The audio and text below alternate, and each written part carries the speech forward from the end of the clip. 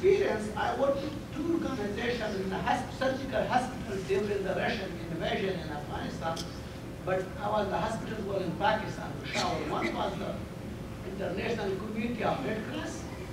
We received doctors and nurses from all over the world there.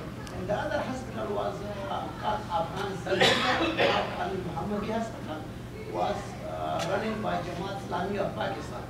I worked with both of them. In the Afghan Surgical Hospital, the surgeons were putting honey in the urinary infected wounds. Yes. Which was not healing by antibiotics. And that was giving a very good result. All the dressing trolley had a big bottle of honey on the top of it. Absolutely. So I saw by myself, yes, well, they were using directly putting on that wound, the most infected wound.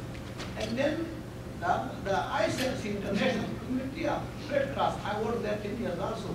Those non-Muslim doctors, they started putting sugar. Yeah. And that was helping also just bringing the pus out and was creating. But the honey was giving the best result. That was my experience. Yeah, that's a good point. If you didn't hear, the brother was talking about how there are many different types of honey. And that, like I said, that's mentioned in the Quran itself too, that there are different types. Even in the US, you can buy different types of honey.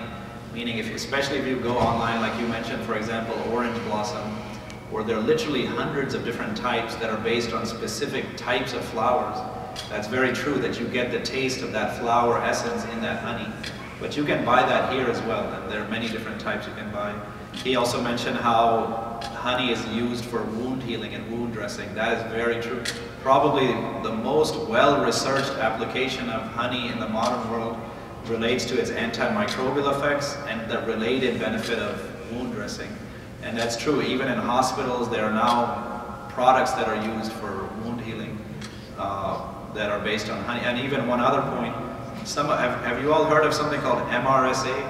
Yes. You've heard of this. Is a very stubborn, basically resistant form of bacteria that exists, especially in hospitals, where they're finding that antibiotics don't work at all on this.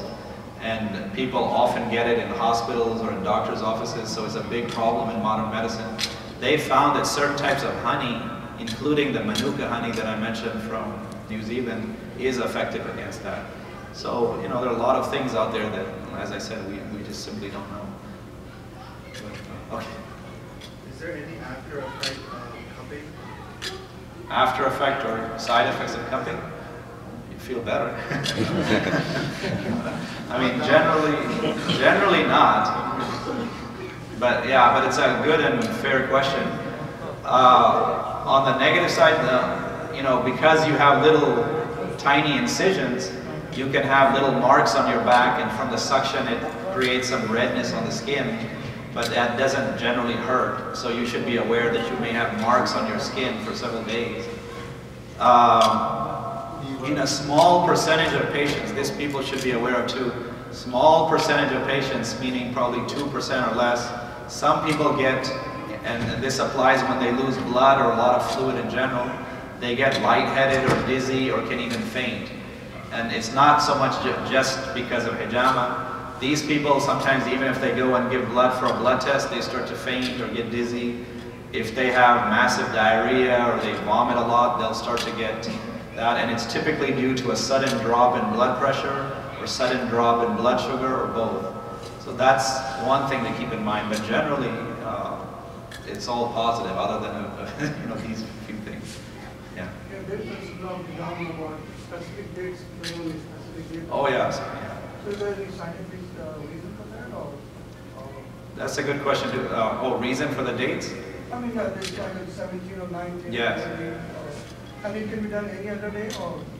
Yeah, that's a good question. So the brother mentioned about the dates for hijama. There's a very authentic narration in Tirmidhi where the Prophet ﷺ, in fact, the time of narration when this was revealed to the Prophet ﷺ when he was coming back from the Mi'raj, actually. So it was a very, this shows its importance even more. But yeah, the Prophet ﷺ said that recommended dates for hijama are the 17th, 19th, and 21st. I've asked many scholars about this. I've gotten some different opinions. There's even some other ahadith that don't mention just a date, but also specific days of the week, where they'll say you should do it on some days, not do it on other days. Those particular narrations, I've asked several scholars, as an example, Imam Hassan Khalil in Arlington, Imam Syed who looked in detail into it. They said that some of the hadith that talk about specific days of the week are not authentic at all. So some people say you shouldn't follow that, others do follow it. Generally, most of them do say that the hadith about the 17th, 19th, and 21st are reliable. So most scholars I've talked to said that if it's an emergency or somebody really needs to do hijama desperately, they can do it any day of the year. But if it's not an emergency, it's preferable to do it on those dates. I can even let you know a little bit about the date thing too. Most people don't know anything about why these dates were prescribed, and generally it's just taken on belief that the Prophet ﷺ, recommended and we should follow. But I did do some research on it. There's a book called Moon Time from several German scientists that basically is a huge book that describes the effects of the moon on the planet Earth. And they basically have many different chapters in there, but there are a few that relate to health and healing and medicine. So just like it is a known scientific fact that the moon affects the tides in the ocean, right? This is known. It similarly affects the water and the fluids in the body. So the receding, the waxing and waning of fluids in your body is also affected, just like it's affected in the ocean. SubhanAllah, it's quite a miracle when you really think about it.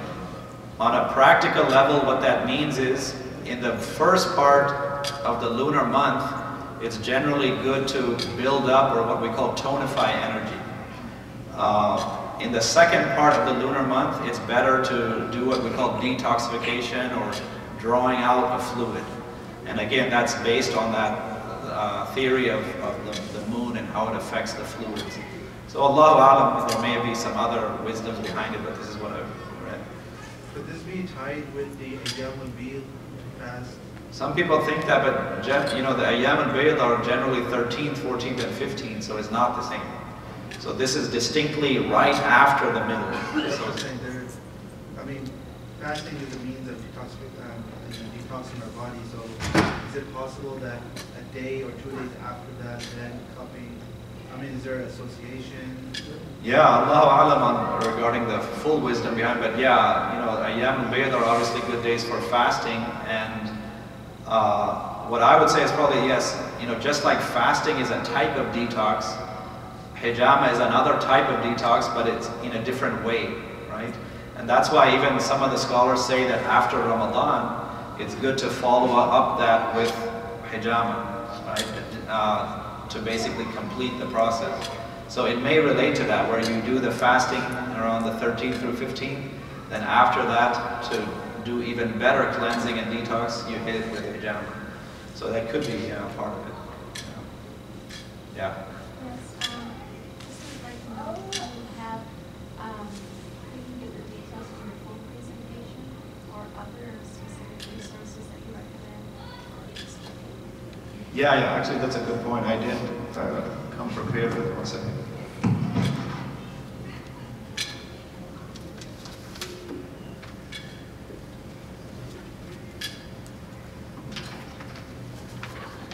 Good take.